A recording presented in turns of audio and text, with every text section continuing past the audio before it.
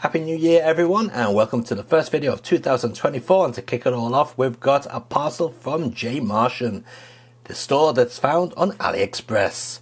Now you may remember a while ago I did one of the Hyperbase hard drive all-in-one solutions for plug-and-play emulation. Basically it's a hard drive filled to the brim with games. We're not going to get into the legal aspect of these things. You've got your own conscience, so you decide. Anyway, we got 3 more parcels from the JMarchen store. Now one of these is the Hyperbase 500GB, while this one is the RetroBat 64GB. Thing is, I don't remember ordering 2, but I've got 2 hard drives here. So taking a look here, we've got a white one, and at the bottom we've got our USB cable, USB 3 that is. And in here we've got a red one, again with the same cable. I really do not remember ordering 2. I think I ordered just 1. Anyway, we'll check both of them out and see what the content is. This one I'm interested in. This is basically a mini USB stick. Now the image they have on their website is actually branded RetroBat. And this is a 64GB USB 3.0 emulation plug-and-play solution. Comes with this pretty nifty little lanyard which clips into your USB there, and also in here we've got a metal USB 3 to a USB-C adapter. Nice! Okay, so let's plug these into the PC and see what they're like. So first up, we should talk about the PC that these devices are running on. I'm not using some mega gaming machine, just a very humble Windows 7 Ultimate PC. It's got an iCore 5 running up to 3.60 GHz. It's got 8 GB of memory, 64-bit operating system of course, and it's also got an NVIDIA graphics card inside. Which one? I can't remember off the top of my head. One of the GT series, not a very good one, pretty old actually. About the same level as PlayStation 3, Xbox 360 era. It's actually made to run the games like Witcher and the Metal Gear Solid that's on the PS3 and the Xbox 360. Okay, so first up we're going to be taking a look at the USB stick, the light version. As you can see, it says you need a 64-bit operating system, and in this README file it also mentions that you will need to install some DirectX files, which I'm not going to do. There's also a link at the bottom of the README which goes straight to the RetroBat homepage and tells you all about RetroBat and what it's all about. Basically, it's a front end for emulators. So let's go back to the PC and boot up RetroBat, and here we are in the menu system. Very familiar, but as you can see, because this is a very small light version, 64GB, there isn't that much on it. In fact, quite a few of the popular items are missing, such as Mega Drive and MAME as well. But we do have some arcade in the form of Naomi. Now this PC runs Naomi emulation perfectly fine, so as long as the emulator is good, it should run this just fine as well. Now we're running this as default with all the standard settings set up. So let's see what it looks like.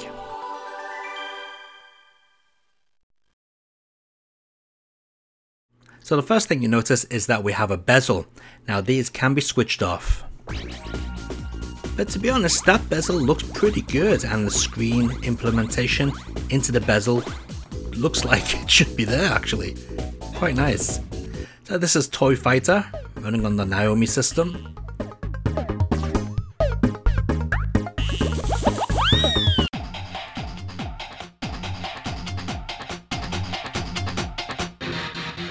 And as you can see, this game is running absolutely perfectly.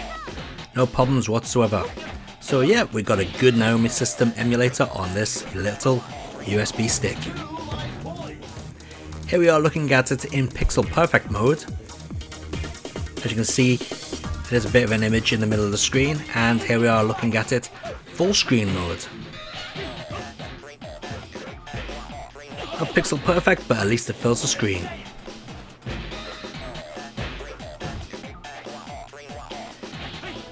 Taking a look at another Naomi game, this is Die Hard 3, as it would be known in English, but it never got released in English as far as I know, so this is Dynamite Decker 3. Although this game calls it Dynamite Decker Asian for some reason.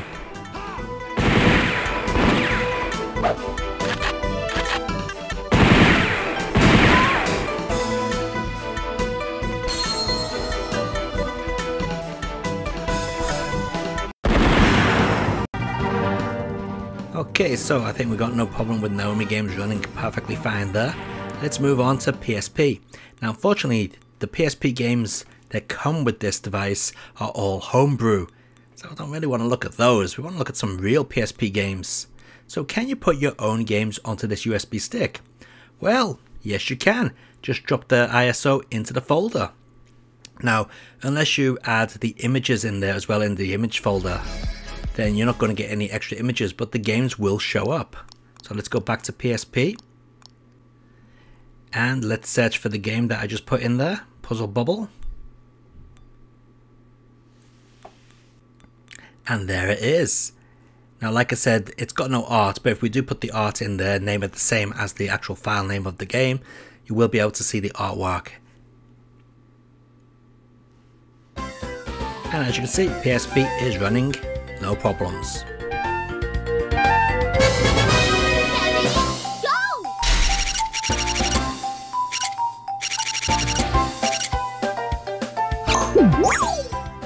Now can you add other devices which are not in the list? Well, yes you can. So I've just added a Mega Drive folder there. Now you've got to call the folders to the same name as what the RetroBat software is expecting. So if you just put MD, it won't show up. But if you actually put the folder as Mega Drive, it will show up. So it's just going through all the options now to see if anything new has been added. So I'll put it to show all folders, even folders which we don't have any ROMs for. And when we get to the Genesis folder, you will see that the 2 ROMs I just put into that Mega Drive folder are going to show up. Again, there's no artwork because I didn't put any artwork in there, but the ROMs are there and they will load. So yes, you can add your own stuff to this. So if you want to take out all the crappy stuff that you don't want and maybe put in some Nintendo 64, you can do that. This is the Castlevania Symphony of the Night demo for the Mega Drive. Excellent bit of work from Pigsy.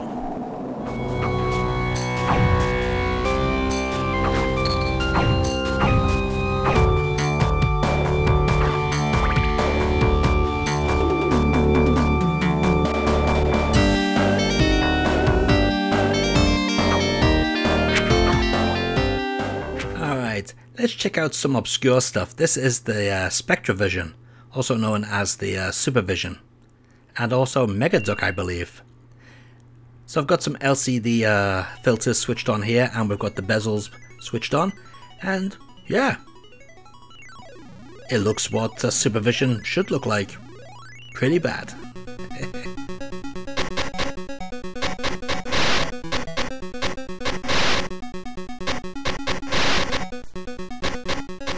Now I wonder what Game Boy looks like. Let's take a look at Game Boy and we'll have the filter switched on. Yeah, that looks a bit too dark for my liking. Well, we can fix that. We just go into the options and we can switch the filters off. No problems whatsoever. So let's go into the options here and take a look.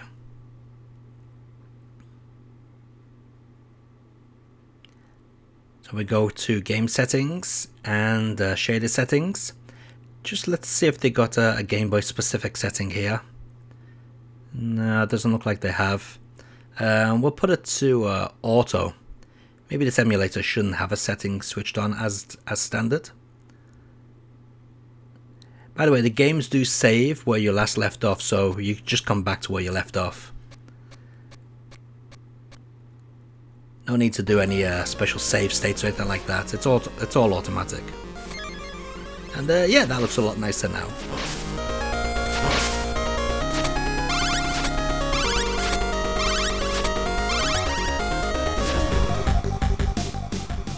Here we go, taking a look at Super Nintendo, and yep, it runs just fine, no problems whatsoever, as to be expected.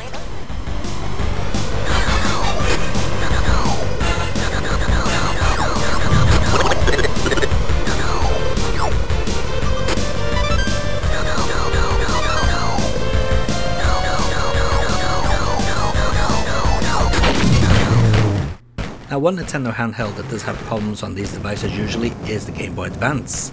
But as you can see, it's working perfectly fine here with Duke Nukem 3D.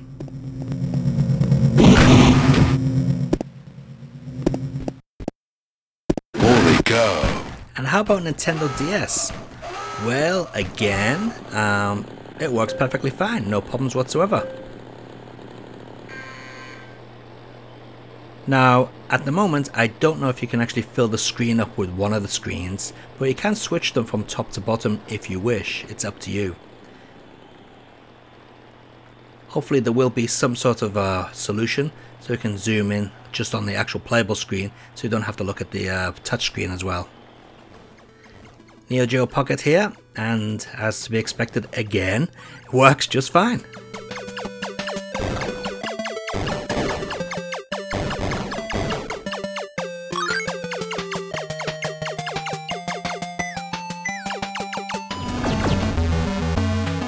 And let's take a look at another handheld. This is the Atari Lynx. Looking pretty nice there. I wonder what it would look like if we switch on the Atari Lynx LCD filter. It's a little bit more authentic, isn't it? Hopefully that's coming through okay on YouTube. And finally, let's take a look at this. These are the LCD and LED and VFD games, which have all been simulated on this device. Quite a selection as well. So we'll start off with Donkey Kong Circus, which was one of those ones that used a mirror to reflect the image. And you can zoom the screen in or out, so it's up to you how you want to play it. And yeah, does a pretty decent effort at bringing the old VDF display to the home.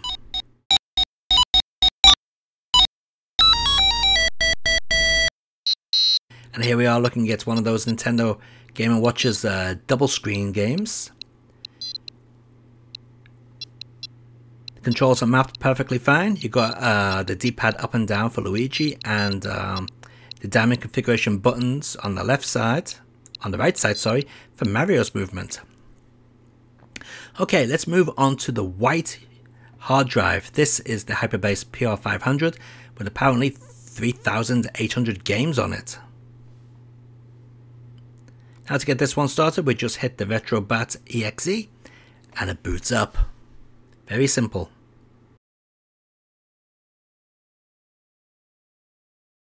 And also quite a dodgy PlayStation 2 opening. Or PlayStation 2 like opening, I should say.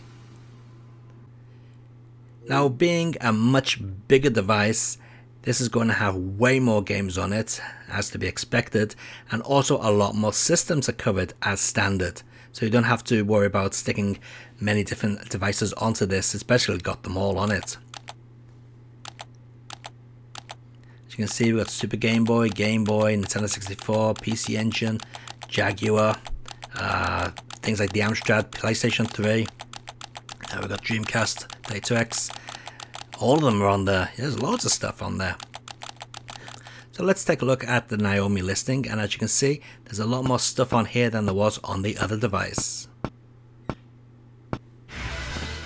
So we expect it to run just fine, but let's just check it out with Dead or Alive 2. And as you can see, not a problem. And here we are with a bit of Neo Geo action. Running very nicely indeed.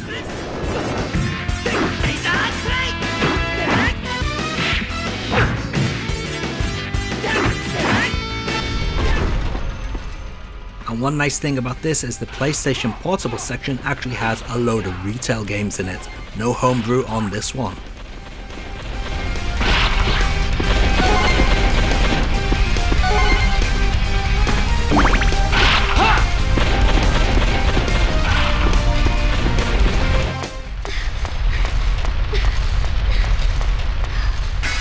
Now I did want to take a look at PlayStation 3. Now this PC I'm running this device on can run PlayStation 3 games via emulation, but you do need the latest PlayStation 3 emulator, otherwise they're not going to work. So I thought we'll give this a try and see how it handles it. So we're taking a look at Catherine here, and the first thing it did is tell me there's no disk in the no disk in the drive. So don't know what's talking about there. So cancel out of that. Then it goes to compiling everything, and that compiling took around about 10 minutes. I kid you not, it went on forever. So I'm not going to make you sit through all that. And then when the game came on, yeah, it looked like this.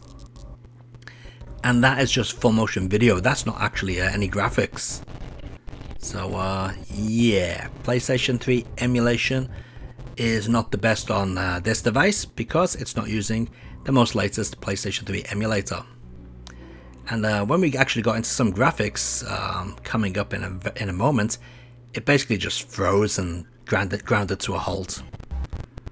Again, this bit here, this is all video.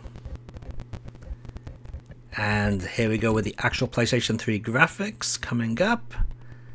And yeah, yeah, it says it all. Yeah, it's just frozen. Not good at all. So yeah, bad emulator. So maybe you can update that yourself, who knows. So let's give Atari Jaguar a try. Again, this PC can run Atari Jaguar games, no problem whatsoever, as long as you're using a good emulator. Let's see how good the emulator is on this device. Well, first of all, I can see the image is not centered. That's a bit of an issue. Oh, hang on, where's the flaw on the wall gone? Oh, alright, and it's crashed. Okay, let's take a look at another game. This is a Siren Morph, also running on the Jag. And yeah, that doesn't look right. And where the Dual Learn to Fly woman is not speaking either. No voice coming from her. So yeah, so the Jaguar emulator on this device is not very good. Now what is good though is the 3DS. Just like the 64GB mini USB thing, 3DS runs perfectly fine. Very nice indeed.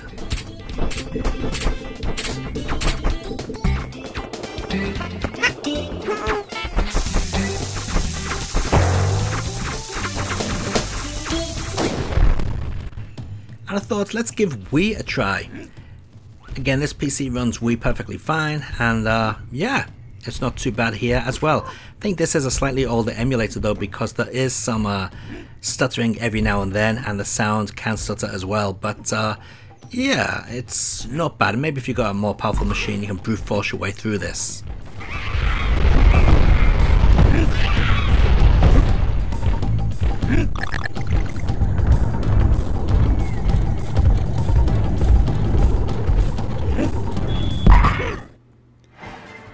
And finally, I thought we'll give Wii U a bit of a try, and yeah, the emulator for this didn't want to work. Yeah.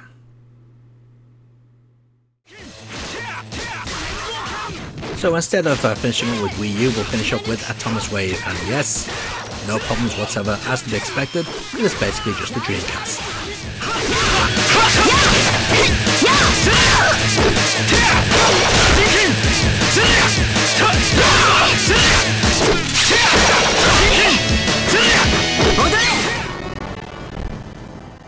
Oh, I forgot about this one. This is Sega Saturn. Yes, Sega Saturn is also featured on this device.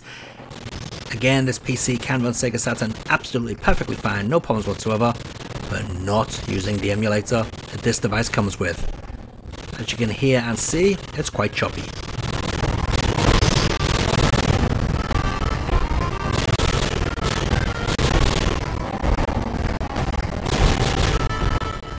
Okay, here we go, taking a look at the black hard drive. This is the light version with 3000 games.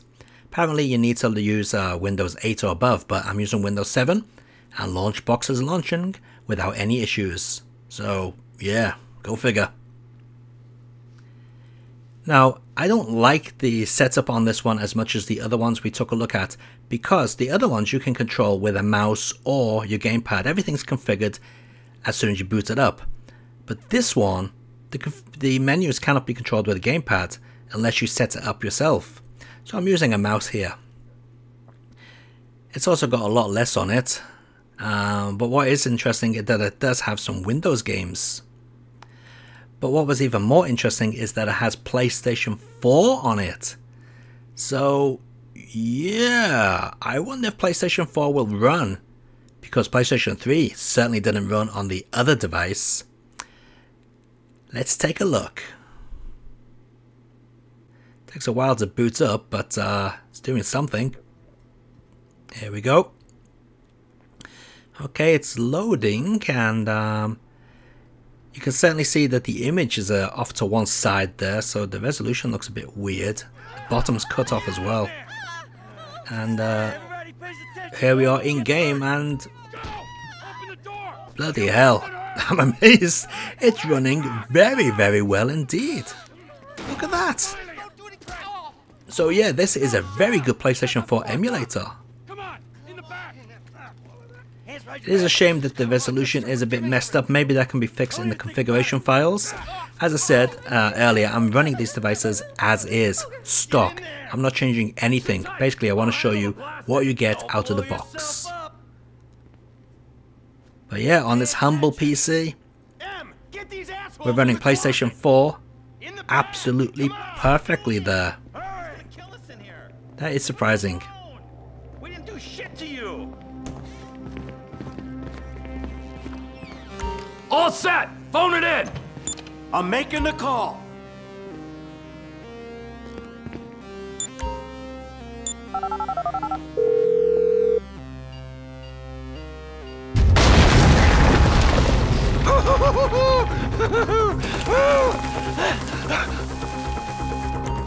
Alright, we gonna do this? Huh? Show me the money! Slow and steady, T. Slow and steady.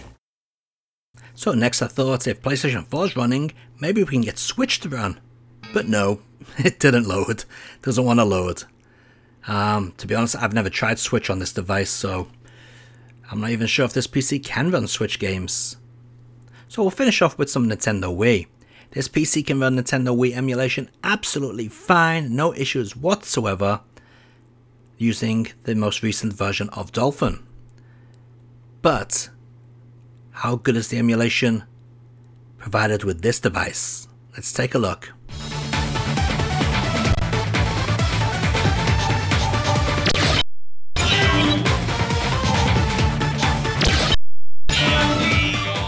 Well, as you can see and hear, it is a bit choppy. We are getting some stuttering, and yeah, when we actually get into the battle, it just froze. So yeah, no Wii emulation on this Hyperbase Lite. So there we have the three devices. My favourite out of all of them is got to be this little USB stick. And if you look closely, I don't know if it's going to focus on that, but you can actually see it says Hyperbase Tiny written on it. It's definitely my favourite out of all the different devices we've just tried out. Now, the white one, that was the one with the most games on, and this was the light version. Now, the black one here, the light version, I'm a bit disappointed because it didn't actually allow you to control the menus with the joypad as default. Maybe it can be configured, but out of the box, I had to use the mouse. This one we can use the mouse or the control pad, and all the controls were configured as expected, no problems. Same with here, the game controls were configured as expected. And what was also good about this one was the fact that it had PlayStation 4 on it, and it actually ran on my Windows 7 machine, even though the README file for this said you need a Windows 8 or higher 64-bit system. But no, worked on Windows 7. But the big question is, what type of hard drives are in these two devices? So let's take a look at the one with the most games on it. So I presume we can just slide it open here. Or maybe not. I would have thought so. Let's have a look. Here we go. Let's see what type of hard drive we have in here.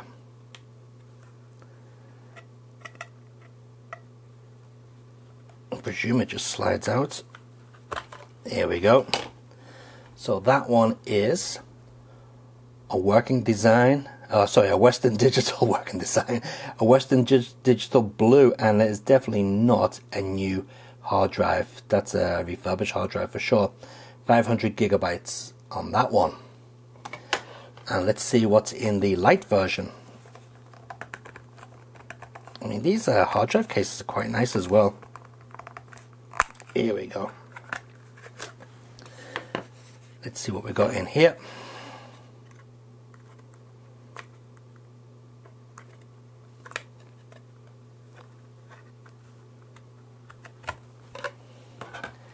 And this one is also a Western Digital Blue, and again 500 gigabytes. And I would presume this is another refurbished drive. Seems to be in better condition than that one though. So there you have it. More emulation plug and play options from JMarchen. Until next time guys, keep on gaming and enjoy your games. Links in the video description down below. See ya.